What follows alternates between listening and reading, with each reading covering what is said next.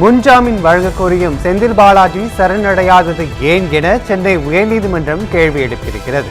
குதிரை பேர வழக்கில் செந்தில் பாலாஜி சரணடையாதது ஏன் என சென்னை உயர்நீதிமன்றம் கேள்வி எழுப்பியிருக்கிறது. சோதனை விசாரணை என்ற பெயரில் தங்களை துன்புறுத்தக்கூடாது என்று செந்தில் பாலாஜி அவரது சகோதரர் தாக்கல் செய்த மனுக்கள் தள்ளுபடி செய்யப்பட்டிருக்கின்றன. ஏதேனும் ஒரு வழக்கில் தங்களை கைது செய்ய காவல்துறையினருக்கு அறிவுறுத்தல்கள் வழங்கப்பட்டுள்ளதாக செந்தில் பாலாஜி உயர்நீதிமன்றத்தில் மனு தாக்கல் செய்திருந்தார். உயர்நீதிமன்றம் முன்ஜாமீன் வழங்கிய பின்னும் தொடர்ந்து சோதனைகள் நடத்தப்படுவதாக அவர் தனது மனுவில் குறிப்பிட்டிருக்கிறார். உயர்நீதிமன்றம் முன்ஜாமீன் வழங்கிய பின்னும் தொடர்ந்து சோதனைகள் நடத்தப்படுவதாக செந்தில் பாலாஜி மனு அளித்திருக்கிறார். இது குறித்து கூடுதல் விவரங்களை வழங்குவதற்காக எமது செய்தியாளர் சக்திவேல் இணைப்பில் இணைகிறார். வணக்கம் சக்திவேல், வழக்கின் விவரங்கள் என்ன? நிச்சயமாக வணக்கம் ராஜேஷ். சோதனை விசாரணை என்ற பெயரில் தங்களை துன்புறுத்தக்கூடாது என முன்னாள் அமைச்சர் செந்தில் பாலாஜி மற்றும் அவரது சகோதரர் அசோக்குமார் ஆகியோர் தாக்கல் செய்த மனுக்களை தள்ளுபடி செய்து சென்னை உயர்நீதிமன்றம் உத்தரவிட்டுள்ளது.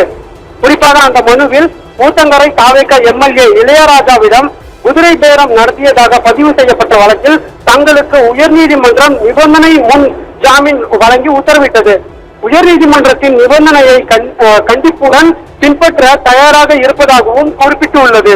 தமிழக அமைச்சர் ஆதவ் அர்ஜுனா கரூர் கூட்ட நெரிசலில் சம்பவம் தொடர்பாக கணக்கு தீர்க்க வேண்டியுள்ளதாக வெளிப்படையாக கூறியுள்ளதாகவும் அதன்படி ஏதேனும் ஒரு வழக்கில் தங்களை கைது செய்ய காவல்துறையினருக்கு அறிவுறுத்தல்கள் வழங்கப்பட்டுள்ளதாகவும் மனுவில் தெரிவிக்கப்பட்டுள்ளது.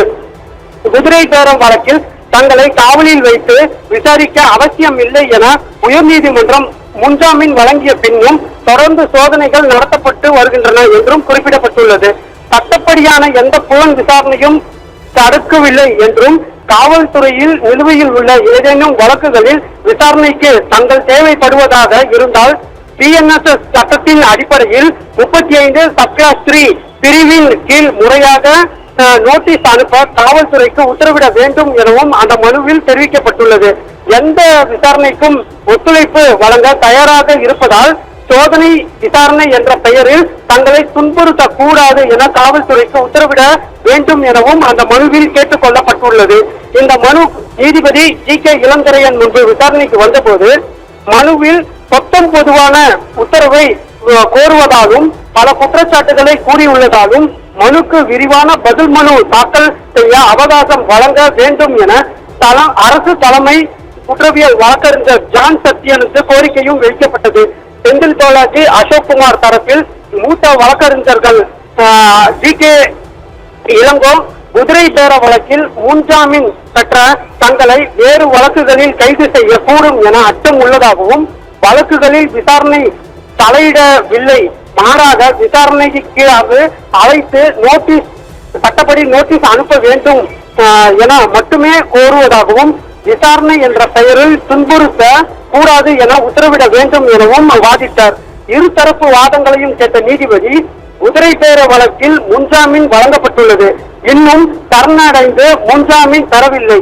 இந்த சூழ்நிலையில் தங்களை துன்புறுத்த கூடாது என கோர முடியாது.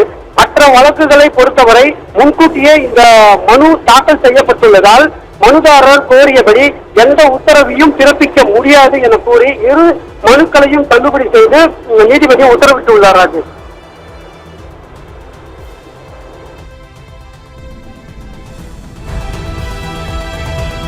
விரிவான விவரங்களை வழங்கியமைக்கு நன்றி சக்தி.